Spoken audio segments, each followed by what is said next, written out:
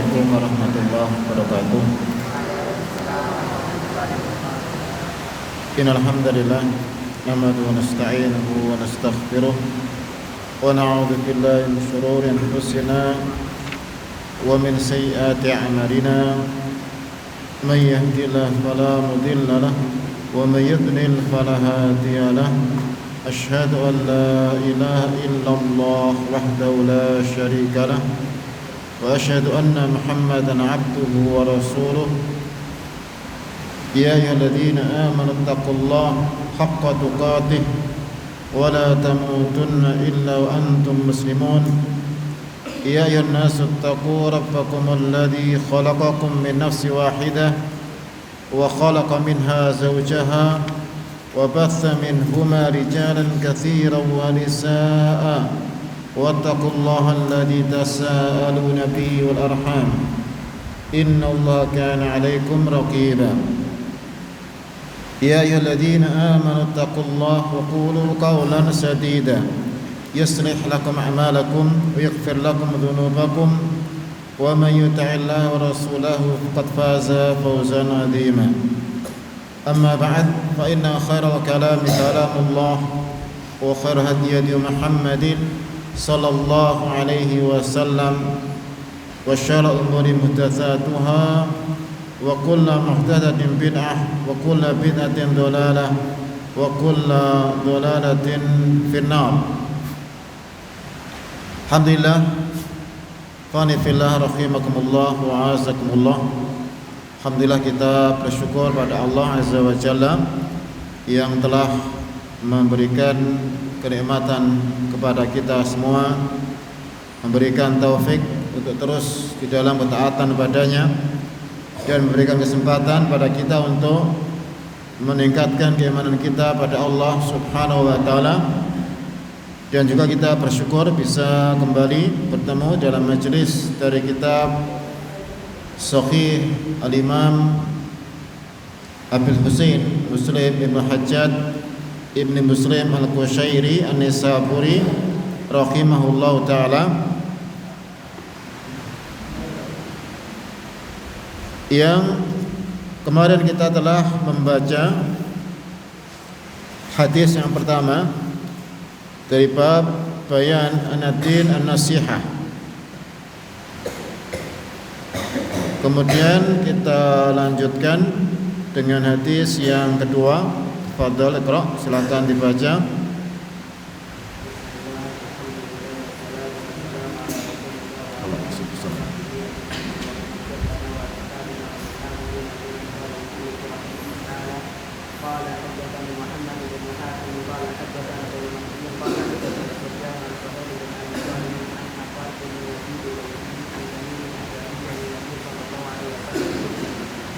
Nah, kalau mu'allif rahimahullah ta'ala, hadatsana Muhammad ibn Hatim, beliau adalah Muhammad bin Hatim bin Maimun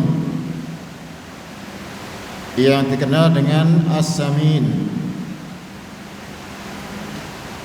yang aslinya dari Maru, dari kota Maru, itu yang sekarang merupakan ibu kota Iran, itu Tehran, dulu namanya Maru.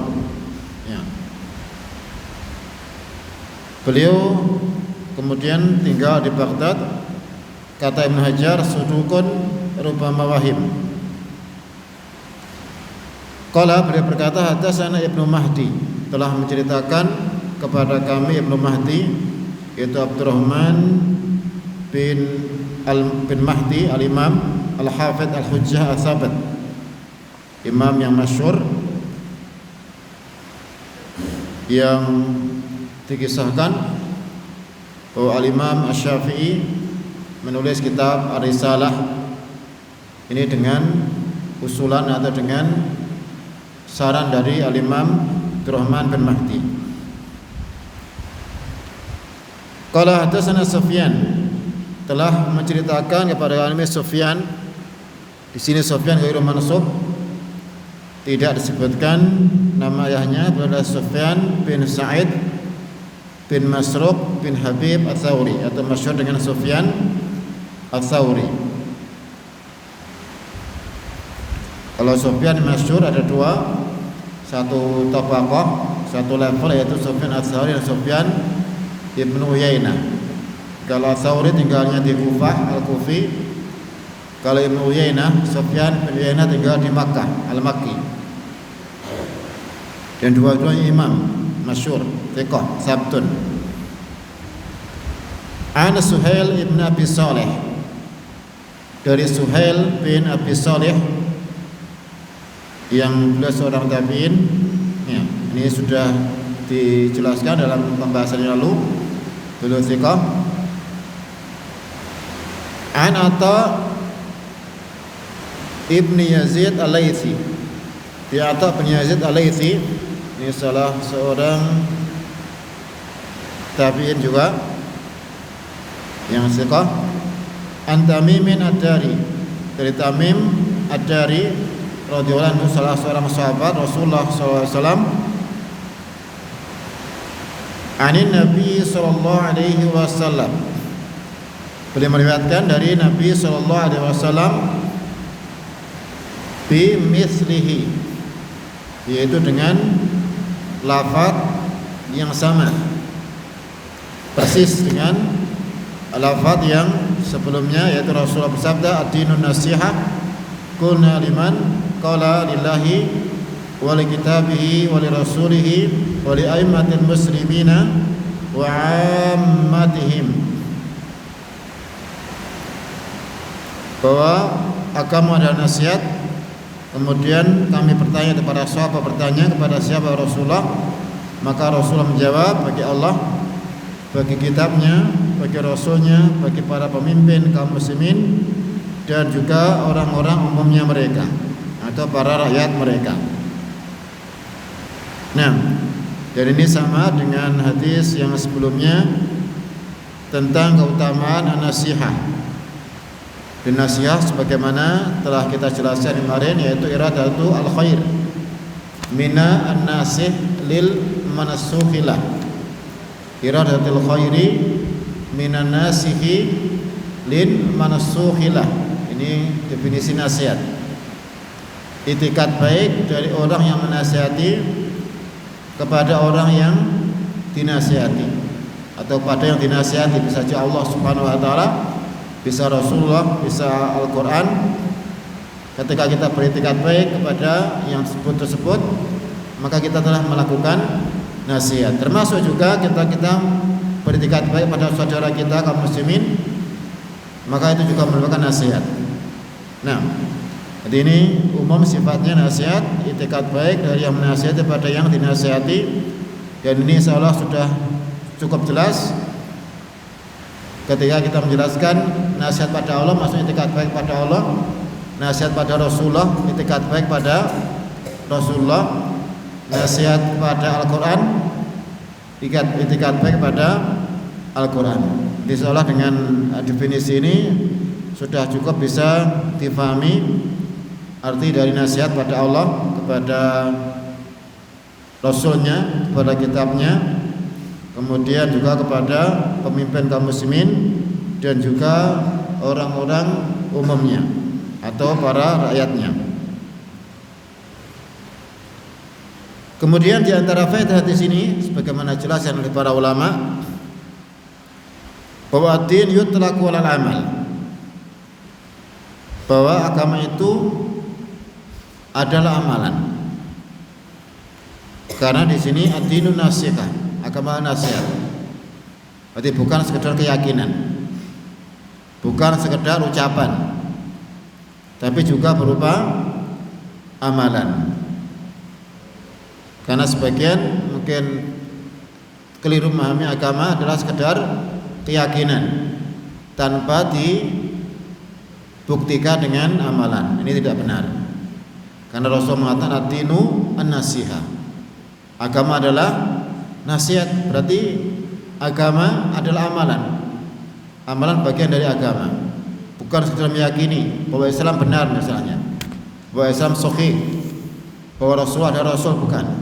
Tapi juga dibuktikan dengan amalan. Ketika mengakui Allah sebagai ilah, maka wajib beribadah semata kepada Allah Subhanahu wa taala. Ketika meyakini agama Islam benar berarti juga membela agama, bukan sekedar meyakini saja, kemudian juga mengamalkan dari ajarannya. Ini menunjukkan bahwasanya ad-din ini adalah amal, wajib dibuktikan dengan amalan. Dan bahkan kalau seorang tidak beramal, maka tidak sahih agamanya. Sebagaimana Abu Thalib, paman Nabi SAW, yakin seyakin-yakinnya bahwa di bawah Rasulullah yang diajarkan Rasulullah adalah hak, adalah benar. Tapi dia tetap mati dalam kekafiran. Kenapa Abu Thalib mati dalam kekafiran padahal meyakini Islam benar? Kenapa? Karena tidak dibuktikan dengan apa? Ucapan, tidak dibuktikan dengan amalan. Tidak pernah ucapan kalimat syahadat sama sekali. Apalagi jangan mengamalkan amalan Islam, tidak pernah. Padahal yakin yang dibawa Muhammad SAW adalah benar. Ini menunjukkan bahwasanya beragama ini tidak cukup dengan keyakinan, tapi wajib dengan amalan. Seperti orang mengatakan, saya itu muslim, saya yakin agama Islam benar, tapi tidak pernah sholat, tidak pernah melaksanakan ajaran Islam, berarti dia belum Islam. Dia belum Islam. Atau tidak pernah mengucapkan syahadat, padahal dia itu apanya adalah orang kafir. Yakin Islam benar, tapi tetap dalam agamanya tidak pernah syahadat, tidak pernah dia melakukan ajaran Islam, maka dia belum masuk Islam. Nah, dan ini adalah antara dalil yang menunjukkan bahwasanya ad-din al-amal. Kemudian di antara dalil, di antara faedah di sini kata mu'allif Syekh Muhammad At-Tiyubi, jawazu ta'khir bayan dan waqtil khitab, bolehnya mengakhirkan penjelasan di saat pembicaraan. Ini beda dengan kaitan yang lain, yaitu masalah la yajuzu ta'khirul bayan an waqtil hajah. Itu kaitan yang lain, tidak boleh mengakhirkan penjelasan di saat dibutuhkan. Sini jawaz ta'khiril bayan fi waqtil khitab, bolehnya mengakhirkan penjelasan di saat pembicaraan. Ketika harus semua dijelaskan, ya, bisa diakhirkan dengan maslahat atau ada hal yang mengharuskan, mungkin supaya audiens atau hadirin itu lebih perhatian, sehingga tidak langsung jelaskan semuanya. Kalau langsung jelaskan semuanya mungkin tidak perhatian, akhirnya tidak paham. Tapi ketika ditunda atau dipecah penjelasannya, mungkin yang awal mukadimah dulu, ya, setelah itu baru yang setelahnya, intinya atau pembahasan setelahnya, maka ini akan lebih maslahat, akan lebih baik, lebih bisa difahami. Seperti di sini Rasulullah ketika menjelaskan ad-dinun nasihat itu aja, ad-dinun nasihat, agama nasihat. Tidak menjelaskan nasihat untuk siapa, tidak. Baru ditanya kulna liman, ditanya oleh sahabat untuk siapa nasihat itu, baru menjawab lillahi wal kitabil rasulil muslimin wa ammatihim. Baru menjelaskan tentang untuk siapa nasihat tersebut. Dan ini tentunya ada masalah di situ supaya orang perhatian. Kalau langsung jelaskan agama nasihat untuk Allah, untuk kitabnya, untuk rasulnya, untuk pemimpin muslimin, untuk orang-orang awam mereka, ini nanti mungkin aja orang tidak langsung bisa memahami, mungkin lupa. Ketika dijelaskan sedikit demi sedikit akan lebih bermanfaat. Dan kebiasaan Rasulullah SAW, sebagaimana dinukil oleh para sahabat, ucapan beliau itu sangat jelas, kemudian pelan, dan terkadang diulang sampai 3 kali, sehingga sahabat bisa mendengarkan dengan baik, kemudian bisa menghafalnya. Ini juga termasuk diantara keutamaan dari Rasulullah Sallallahu Alaihi Wasallam. Ucapannya itu jelas, kemudian bisa dipahami, mudah dihafal. Ya, sehingga juga ini akan memberikan kebaikan untuk para pengemban atau para penyampai sunnah-sunnah Rasulullah Sallallahu Alaihi Wasallam. Kemudian diantara faedah hadis ini, insyaallah kemarin juga sudah ini, yaitu tentang keutamaan mencari sanad yang tinggi, sebagaimana kisah dari Sufyan dengan Suhail, ya, yang dia langsung mendengar dari guru-gurunya. Nah, ini diantara faedah hadis yang mungkin kemarin belum kita jelaskan, dan para ulama sangat perhatian pada hadis ini, dengan mengatakan bahwa hadis ini termasuk dari pusaran Islam, madarul Islam. Kemudian juga ada yang mengatakan bahwa hadis ini adalah 1/4 dari agama. Ya, itu yang dikatakan oleh At-Tusi atau yang lainnya. Ya. Nah, intinya di sini hadis yang agung yang menunjukkan tentang pentingnya an-nasihah yang merupakan pokok yang utama dari agama. Nah, silakan dibaca hadis yang berikutnya atau sanad yang berikutnya.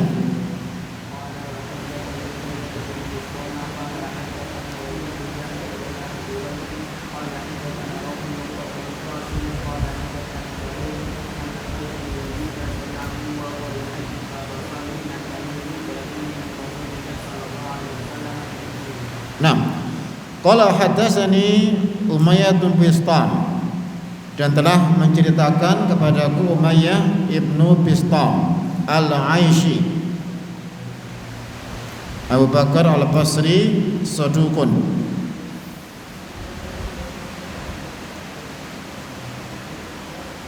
Qala, dia berkata, hadatsani Yazid, yakni ibnu Zurai', Yazid bin Zurai' Al-Aishi juga sama, dari satu marga, satu kabilah.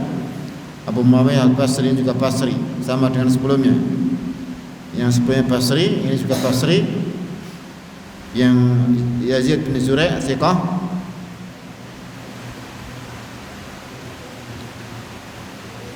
Qala hadatsana Ruh, telah menceritakan pada kami Ruh wa ibnu Al-Qasim. Rauh ibnu Qasim, ini ada tanda kurung di sini penjelasan dari perawi. Rauh bin Al-Qasim At-Tamimi Al-Ambari, Abu Yas Al-Basri juga Basri semuanya. Jadi 3 orang ini semua Basriun, orang Basrah, thiqatun hafid. Qala hadatsana Suhail, dia berkata dalam cerita Bani Suhail, itu Suhail bin Saleh, an Atha bin Yazid Al-Laisi, dia Atha bin Yazid Al-Laisi, sami'ahu, yang dia mendengar wa hadis Abu Saleh, ya, yang dia menyampaikan hadis pada Abu Saleh, itu Zakwan an Tamim Ad-Dari, dari Tamim Ad-Dari. Di sini kita lihat Suhail mendengar atau menyampaikan hadis dari Tamim Ad-Dari, atau menyampaikan hadis pada bapaknya, yaitu Abu Saleh. Yang Abu Saleh pas itu di majelis, Suhail juga di majelis. Makanya di sini Suhail langsung mengambil dari Atha, bukan dari bapaknya, karena dia hadir di majelis sama bapaknya. Jadi bapaknya mendengar dari Atha, dia mendengarkan juga, akhirnya dia langsung mendengar dari Atha karena sama-sama mendengar. Di sini kan termasuk meringkas atau meninggikan sanadnya. Dia menyampaikan hadis pada Abu Saleh an Tamim Ad-Dari, dari Tamim bin Aus Ad-Dari radhiyallahu anhu, an Rasulullah sallallahu alaihi wasallam, Rasulullah sallallahu alaihi wasallam bimisli, dengan lafaz yang sama, yaitu ad-dinu nasihah wa liman qala lillahi wa kitabihi wa rasulihi wa limatil muslimin wa ammatihim, sama persis lafaznya. Nah, silakan dibaca yang bawahnya.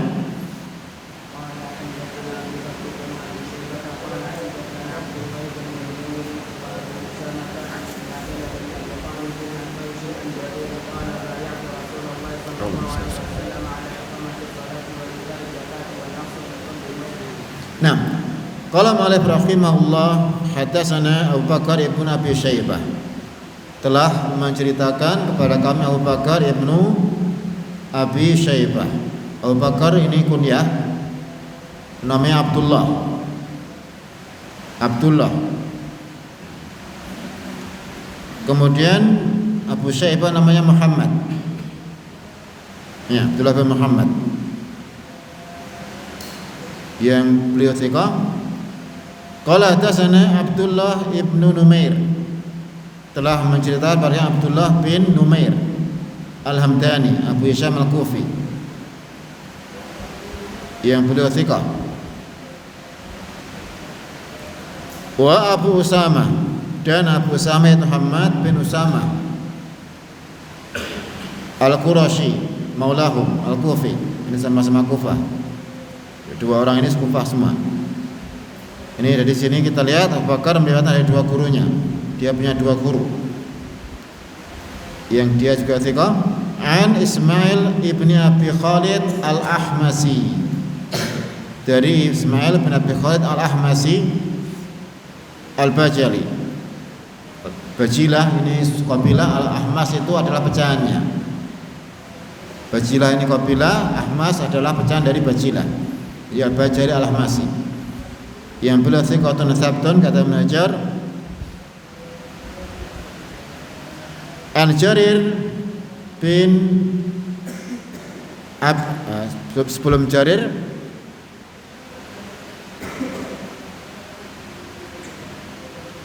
ini kok ada Qais nih ya.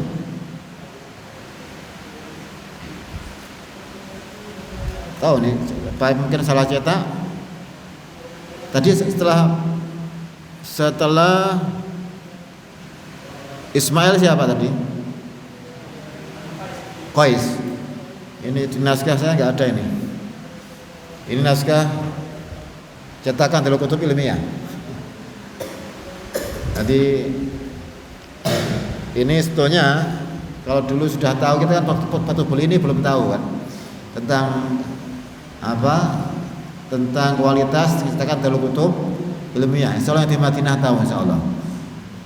Cetakan Darul Kutub Ilmiah itu jangan dibeli kalau bisa. Itu banyak salahnya. Ini kalau ini juga cetakan Darul Kutub Ilmiah, tapi sudah terlanjur beli dulu. Ternyata kurang satu perawi ini ya. Darul Kutub Ilmiah itu adalah percetakan yang ada di Beirut. Di apa? Di Lebanon. Pegawainya campur, ada yang Islam, ada yang kafir. Namanya orang kafir juga kadang nggak paham agama. Pas ngetik itu apa? Syukur aja kadang ya. Makanya hati-hati kalau beli cetakan Darul Kutub Ilmiah. Ini informasi dari banyak ikhwan dan juga masyayikh, dan kita merasakan sendiri juga. Jadi kita bukan kok mendiskreditkan cetakan Darul Kutub Ilmiah, bukan, tapi memang kita merasakan juga, dan juga ini nasihat dari para masyayikh juga ya. Jadi hati-hati kalau beli kitab cetakan Darul Kutub Ilmiah, kecuali yang offset. Tahu offset? Tahu offset gak ini? Cetakan offset itu? Hah? Apa offset? Offset itu semacam fotokopi. Jadi cetakan lama, cetakan apa Hajariyah India atau cetakan apa zaman Salafiyah ya, di fotokopi dicetak. Itu namanya apa? Offset. Atau cetakan Istanbul ya, yang biasanya kan naskah Bukhari atau misalnya di Istanbul, di offset, kemudian dicetak di Surabaya, diampel ya. Itu namanya offset namanya. Kalau itu insyaallah aman. Kenapa? Karena yang aslinya kan bukan Darul Kutub, tapi apa? Dari cetakan yang dulu, yang biasanya yang tahqiq para ulama ya, bisa lebih aman. Tapi kalau yang cetakan seperti ini, komputeran seperti ini ya, ini hati-hati ya. Kita lihat hilang satu perawi dan sering kita juga dapat kesalahan di tempat lain. Ya, nah ini sekedar pelajaran aja. Ini pada beli kitab atau pada fotokopi ini. Ya, kalau fotokopi dari kitab yang terpercaya juga sama. Ya. Nanti kita ini kalau mungkin di sini saya lihat juga banyak cetakan dalam kutub ilmiah yang dijual di Indonesia misalnya. Nah, jadi sebelum Jarir ada Qais ya. Ini kurang satu perawi ini. Ya. Itu yang mungkin ada cetakan yang kurang, silakan tambah. An Qais bin Abi Hazim Al-Bajili Al-Ahmasi. Dari Qais bin Hazim Al-Bajili Al-Ahmasi satu kabilah ya. Dengan yang sebelumnya. Ini adalah thiqatun mukhadram, tabi'in mukhadram. Thiqah mukhadram ini tabi'in yang masuk Islam pada zaman Rasulullah tapi tidak pernah ketemu Rasulullah sallallahu alaihi wasallam. Secara riwayat tabi'in, tapi secara zaman sahabat. Nah, an Jarir, dari Jarir bin Abdillah Al-Bajali. Ya. Al-Ahmasi. Ini sama dengan kita lihat mulai dari siapa ini? Ismail ini semua Al-Bajil Ahmasi. Dari suku Bajilah, dari Ahmas. Nah, yang Jarir adalah seorang sahabat yang masyhur dari kabilah Ahmas, dari kabilah Bajilah Yamaniyah yang masyhur, yang beliau memiliki banyak sekali keutamaan sebagaimana bisa dilihat di dalam biografinya. Jadi beliau termasuk di antara sahabat yang dekat dengan Rasulullah sallallahu alaihi wasallam. Pernah disuruh Rasulullah untuk menghancurkan berhala ya, yang dari Taif atau tempat lain. Kemudian beliau mendoakan sini Jarir ini.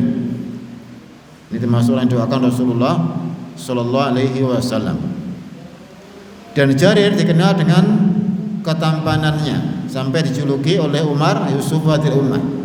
Yusuf umat ini. Nah, ini diantara sahabat yang terkenal dengan ketampanannya.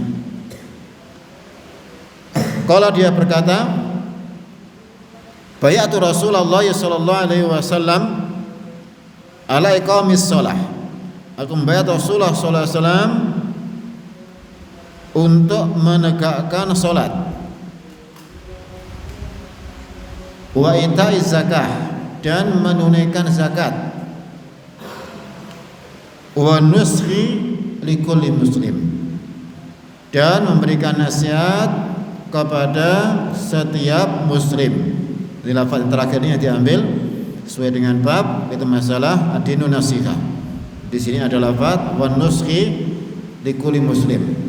Kalau sebelumnya masalah iqamis shalah, ita'iz zakah, ini tentunya merupakan wasiat Rasulullah kepada para sahabat yang lain juga, yang merupakan rukun Islam. Salat rukun Islam, zakat juga rukun Islam, tapi ada tambahan yang ketiga yaitu an-nuskhi likulli muslim, nasihat kepada setiap muslim. Ini adalah termasuk bagian dari tarjamah atau judul yang dibawakan oleh mu'allif rahimahullah, yaitu ad-dinu an-nasihah. Ini adalah lafaz nuskhi likulli muslim. Kemudian di sini termasuk dari khumasiyat dari musannif. Antara musannif dengan Rasul ada 5 orang. Antara Imam Muslim dengan Rasulullah ada 5 perawi atau perantara ada 5. Kemudian juga musalsal bi thiqatil kufi, musalsal dengan para perawi yang thiqah dari ahli Kufah. Ibnu Abi Syaibah, Abdullah bin Umair, Abu Samah, ini semua adalah Kufah. Kemudian riwayat tabi dari tabi'in yaitu Ismail bin Abi Khalid dari Qais bin Abi Hazim.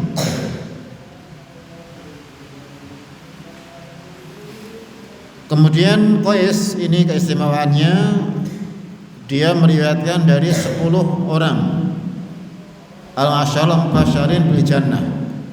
Dia memiliki keistimewaan di antara dari tabi'in yang lain, yaitu meriwayatkan dari 10 orang sahabat yang dikabarkan Rasul masuk surga dalam satu hadis secara berurutan. yang dikenal dengan asyara mubasysyirin bil jannah. Yang di sini disebutkan la musyarika lahu fi dzalik. Dia tidak ada satupun yang membandingi dalam hal itu. Berarti ini Qais ini meriwayatkan dari 10 orang sahabat yang dikabarkan masuk surga di dalam satu hadis secara berurutan, yaitu Khulafaur Rasyidin, Abu Bakar, Umar, Utsman, Ali. Kemudian sisa yang lain yaitu Zubair bin Awam, Thalhah bin Ubaidillah, kemudian Abdurrahman bin Auf, Sa'ad bin Waqqas, Sa'id bin Zaid. Ya. Sudah berapa nih? 9 itu. Ya. Ada kemudian satu lagi yang belum disebutkan, Abu Ubaidah Ammar bin Al-Jarrah. Ya. Jadi dia meriwayatkan dari 10 orang itu.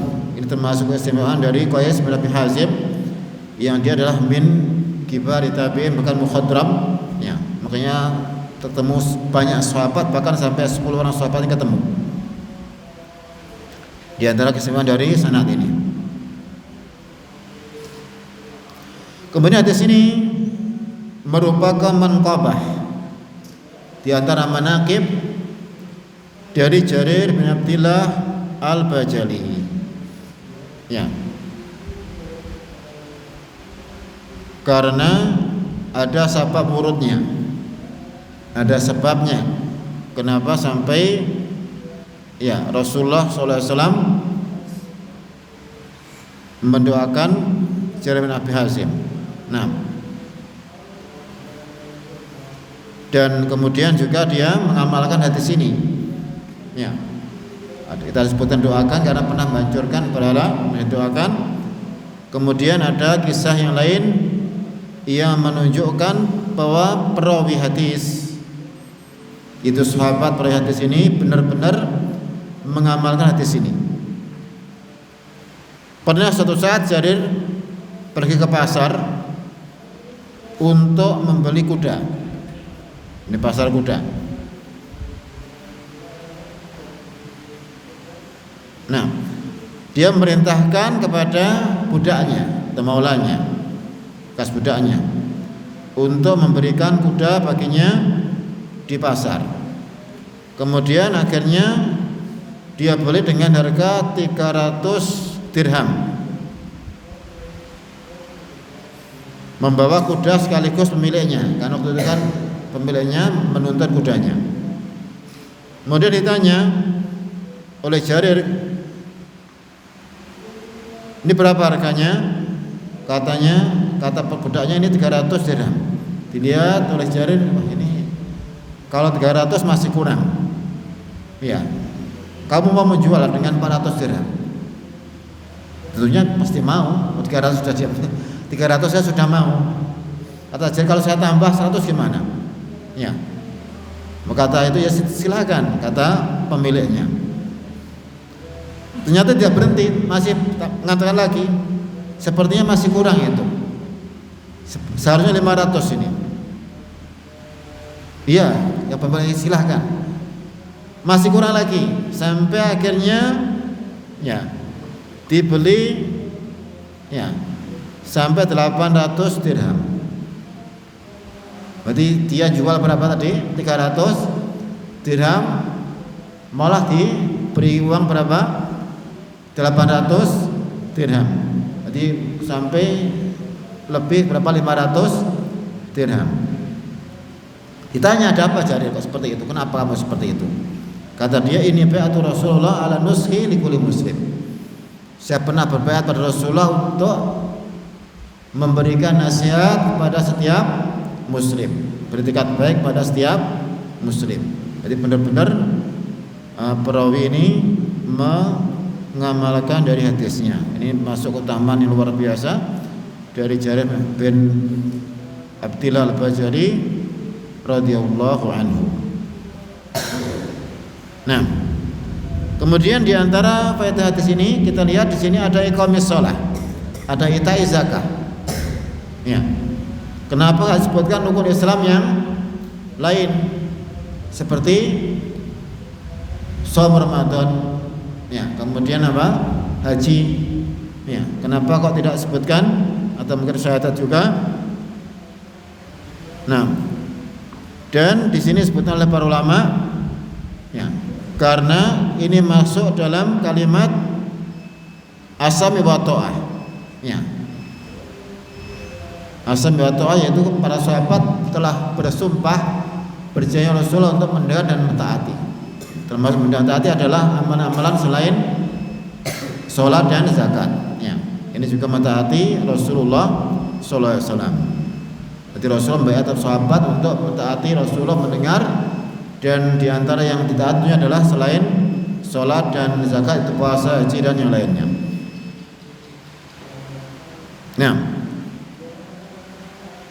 Nah ini diantara faedah hadis ini yang merupakan hadis yang persis dengan lafaz dari mu'allif, yaitu tentang keutamaan dari nasihat. Dan hadis ini juga menunjukkan tentang disyariatkannya baiat untuk selalu menasihati setiap muslim, sebagaimana dilakukan Rasulullah sallallahu alaihi wasallam. Kalau wajibnya nasihat pada setiap muslim berarti otomatis haram untuk mengkhianati mereka. Haramnya juga untuk curang pada mereka. Karena wajib nasihat, kita wajib ketika ada muslim berarti gak boleh curang, gak boleh mengkhianati, karena itu menyelisih dari nasihat. Kalau ada orang curang berarti dia tidak mengamalkan di sini, karena tidak menasihati pada sama muslim, tidak beretikat baik pada sama muslim. Jadi ini sekaligus juga haramnya ghish, curangan, dan juga penipuan, juga pengkhianatan. Ya. Jadi kalau benar-benar diamalkan, saya sudah menjelaskan di pertemuan yang lalu, akan sejahtera, akan baik semua urusan ketika benar-benar hadis ini diamalkan. Kalau setiap orang benar-benar beretikat baik pada saudaranya, gak akan pernah dia melakukan keburukan sama sekali atau curang dan sebagainya, karena dia berusaha untuk berbuat baik kepada saudaranya. Nah, kemudian wajibnya memenuhi baiat sesuai atau betul-betul sesuai kemampuan, bersungguh-sungguh untuk menepati baiat. Sebagaimana dilakukan oleh Jarir bin Abdullah Bajali, yang dia ketika sudah berbaiat dia benar-benar mengamalkannya. Dan ini juga menunjukkan tentang kuatnya itiba'nya kepada Rasulullah sallallahu alaihi wasallam. Nah, dan ini juga merupakan kebiasaan dari para sahabat Rasulullah secara umum. Mereka sangat sungguh-sungguh dalam mengikuti petunjuk Rasulullah sallallahu alaihi wasallam. Nah, silakan dibaca hadis yang berikutnya. Nah, fadhal.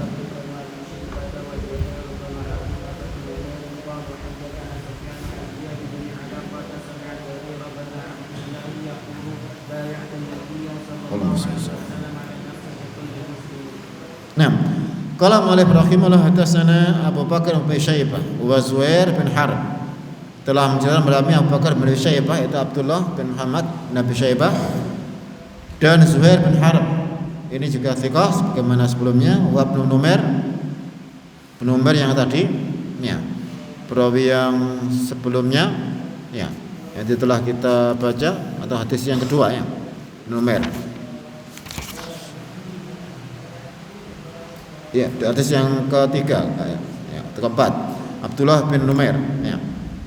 Jadi guru dari penulis ada tiga, Bakar, kemudian Zuhair, kemudian Abdullah bin Numair. Kalau ketiganya berkata, hadatsana Sufyan, telah menceritakan pada bin Sufyan.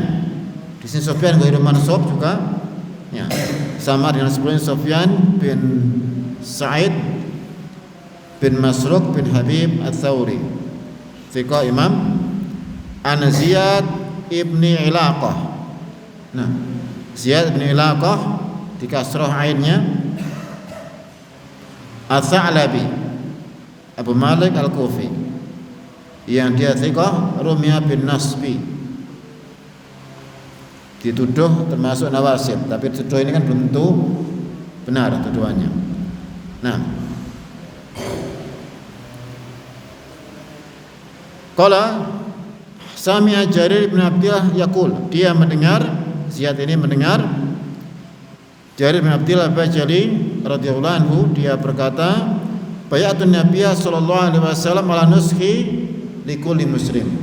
Aku telah bayat Nabi sallallahu alaihi wasallam untuk memberikan nasihat kepada setiap muslim. Sebentar, tadi ini ada sedikit keliruan. Ini ada penjelasan dari Syekh Muhammad bin Al-Jaubi. Sufyan di sini bukan Tsauri ya. Meskipun memang murid Ziyad ini ada Tsauri juga, dia punya murid Tsauri dan Ibnu Uyainah. Tapi yang di sini Ibnu Uyainah ini yang benar. Alasannya ya karena yang perawinya semua adalah tabaqah al-asyirah. Ya, di sini perhatian bahwa sini bukan Tsauri tapi Ibnu Uyainah, khusus yang sanad ini. Ya. Yang tadi sebelumnya adalah Tsauri. Nah, berarti ini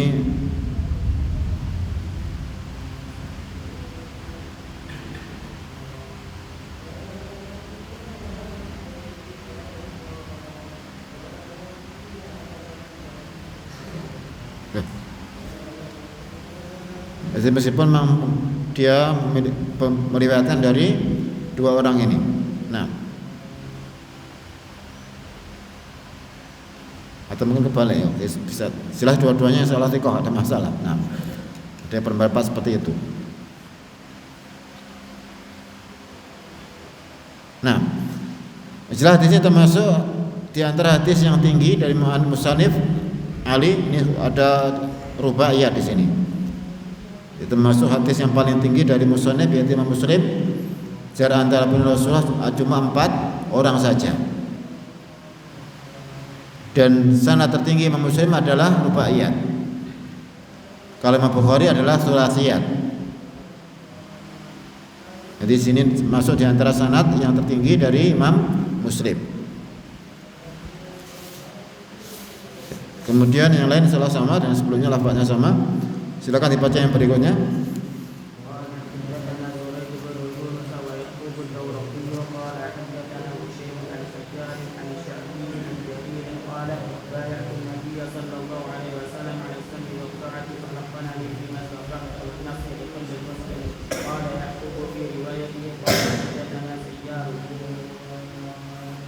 Nah, qala mu'allif rahimahullah tasana Surayj ibnu Yunus wa Yaqub ad-Dawraqi. Ini Imam Muslim meriwayatkan dari dua gurunya. Pertama adalah Surayj ibnu Yunus ibnu Ibrahim al-Baghdadi, yang beliau dikatakan thiqatun abid. Wa Yaqub ad-Dawraqi. Yaqub ad-Dawraqi nama lengkapnya adalah Yaqub ibnu Ibrahim ibnu Katsir ad-Dawraqi al-Baghdadi, yang beliau thiqah. Qala keduanya berkata, hadatsana Husyaim, telah menceritakan pada Husyaim, ya. Ini Husyaim bin Bashir al-Wasiti, ya. Husyaim bin Bashir al-Wasiti, yang beliau juga thiqah, sabtun. An Sayyar, dari Sayyar Abul Hakam Al-Anazi Al-Wasiti.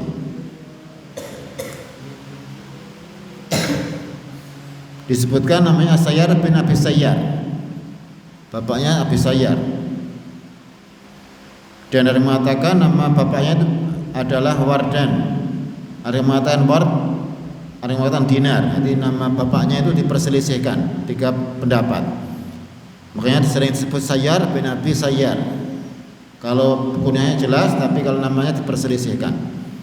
Yang beliau thiqah. Nah,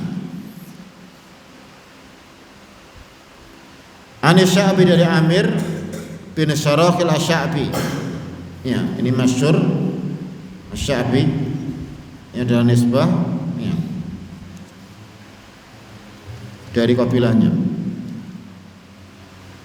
Seorang tabi'in yang masyhur, Imam Malik Kufah. An Jarir, dari Jarir bin Abdillah al-Bajali al-Ahmasi radhiyallahu anhu. Qala dia berkata, bayatun Nabiyya sallallahu alaihi wasallam ala sami wa ta'ah. Aku telah membayar Nabi sallallahu alaihi wasallam atas mendengar dan taat.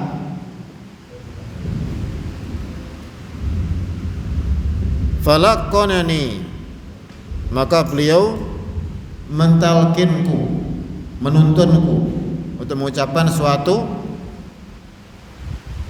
yaitu kalimatnya fi mas tata'ta, sesuai kemampuanmu. Jadi ada apa? Ada qaidnya, ada keterangannya sesuai dengan kemampuan. Ya, dan sesuai kemampuan ini maksudnya mengerahkan kemampuan. Nanti kadang orang kan punya konotasi semampunya, berarti apa? Seenaknya. Ya. Kalau semampunya benar gimana? Bersungguh-sungguh mengerahkan semua kemampuan. Baru kalau nggak mampu ya sudah. Bukan semampunya maksudnya apa? Asal saja tidak. Ya. Wa nushi likulli muslim, dan menasihati untuk setiap muslim. Qala Ya'qub fi riwayatih, kata Ya'qub dalam riwayatnya, qala haddatsana Sayyar, telah menceritakan kepada kami Sayyar. Nah, dari sini apa? Dua guru Imam Muslim, guru pertama memakai an, guru kedua yaitu Ya'qub memakai tahdis, hadasana. Jadi di sini ada perbedaan sighah tahammul dari Hushaim. Yang pertama pakai an, guru pertama Suraj, guru kedua Ya'qub dengan apa? Tahdis. Apa manfaatnya? Kenapa disebutkan di sini tahdasana? Gimana? Bukan tadi kan an kan, guru pertama, kedua hadasana. Kenapa sebutkan hadasana? Ada rahasianya. Karena Hushaim ini dikenal mudallis, makanya kalau pakai an bermasalah. Ya. Maka di sini sebutkan pakai guru kedua pakai hadasana. Itu untuk apa? Menunjukkan bahwa Hushaim benar-benar mendengar dari siapa? Sayyar. Ya, karena mudallis itu kan yang apa, atau tokoh yang bawah itu kalau pakai an tidak diterima. Kalau tokoh yang atas kan diterima masih. Tapi kalau tokoh mudallisin yang bawah-bawah kalau pakai an tidak terima riwayatnya. Makanya di sini disebutkan bahwa ada jalan yang di situ Hushaim mengatakan hadasana Sayyar. Jadi bukan hanya an-anah tapi juga pakai tahdis. Ini manfaatnya. Menunjukkan bahwa sanadnya benar-benar sahih. Nah, ini adalah hadis terakhir dari bab atinu an-nasihah.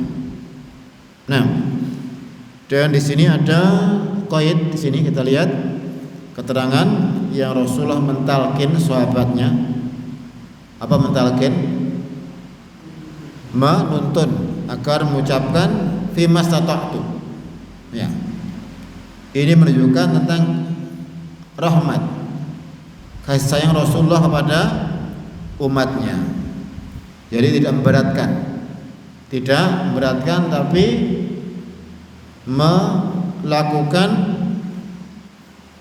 perintah sesuai dengan kemampuan. Maka adalah fi mastata'tu, supaya nanti tidak, walaupun enggak mampu tetap dipaksa, tidak. Benar-benar kalau sudah enggak mampu tidak dilakukan apa-apa. Tapi ketika masih punya kemampuan terus berusaha untuk mendengar dan mentaati. Di sini disebut oleh para ulama di antara kasih sayang Rasulullah pada umatnya. Dan ini mengenal dengan sifat Rasulullah sallallahu alaihi wasallam bil mu'minina raufur rahim.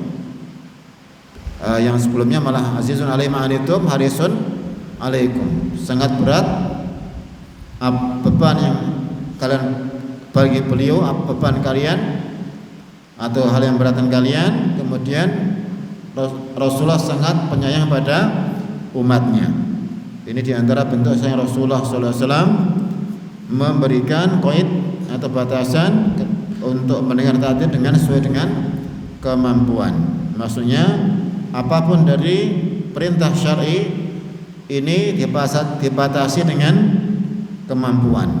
Kalau di luar kemampuan maka seorang sudah di luar jangkauannya maka tidak berdosa. Kalau memang di luar kemampuannya. Tapi ketika dia masih mampu, ketika dia tidak mengerahkan kemampuan, ada taksir sengaja atau dia kurang, maka tentunya dia dosa. Tapi ketika masih mampu maka berdosa. Tapi ketika sudah benar-benar enggak mampu, maka ini dia telah gugur dari kewajiban tersebut. Sebagaimana Allah berfirman, la yukallifullahu nafsan illa wus'aha. Nah, jadi di sini juga menunjukkan tentang kalau kesalahan atau perkara yang mungkin keliru, tidak sengaja, ya ini tidak dosa. Ketika dia memang benar-benar sudah bersungguh-sungguh. Nah, ini diantara tambahan yang ada dalam lafaz hadis yang terakhir ini.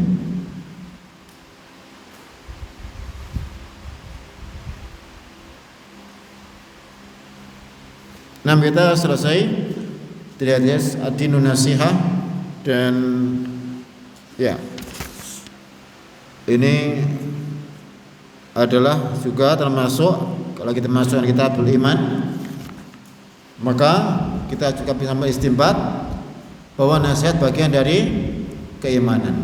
Nasihat bagian dari apa? Keimanan, karena dimasukkan dalam kitab al-iman. Dan adin terus tentunya di dalamnya adalah keimanan. Berarti nasihat juga bagian dari keimanan. Ketika kita melakukan nasihat, etikat baik kepada sang muslim itu bagian dari cabang-cabang keimanan. Nah, kita selesai dari bab ini. Berikutnya ya cuma nah ada beberapa hadisnya seperti yang mungkin kita tangguhkan pertemuan yang akan datang. Mungkin ada yang keliru atau tadi mungkin bisa dikoreksi atau kurang jelas, silakan sampaikan.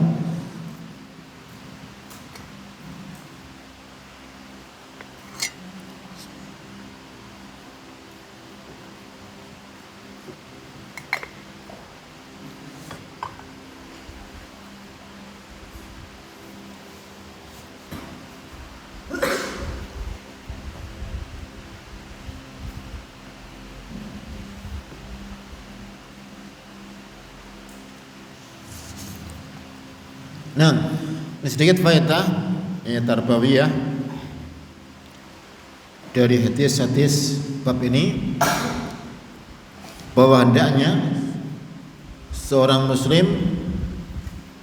benar-benar mempraktekkan hadis ini. Yang disayangkan bahwa terkadang hadis-hadis seperti ini justru orang yang bukan Islam yang praktekkan. Ya, di dalam perdagangan misalnya, terkadang orang-orang kafir lebih nasihat, ya, dia jujur, kalau ada soal ini cacat disebutkan, ya, disiplin dan sebagainya. Malah orang-orang Islam ini kadang malah kurang. Mereka kadang dari siapa ini orang Cina, wah percaya saya, ya. Orang Islam biasanya dia masalah dia, ya. Ini seharusnya tidak seperti itu. Saya suruh orang Islam itu malah lebih disiplin, ya, lebih menasihati daripada orang kafir. Ya, ini mungkin diantara faedah tarbawiyah kita ambil dari bab ini. Semoga Allah senantiasa memberikan taufik pada kita untuk terus menjalankan petunjuk Rasulullah sallallahu alaihi wasallam. Wallahu a'lam bishawab. Sallallahu Muhammad wa alihi wasallam. Subhanaka asyhadu an la ilaha illa anta astaghfiruka wa atubu ilaik. Assalamualaikum warahmatullahi wabarakatuh.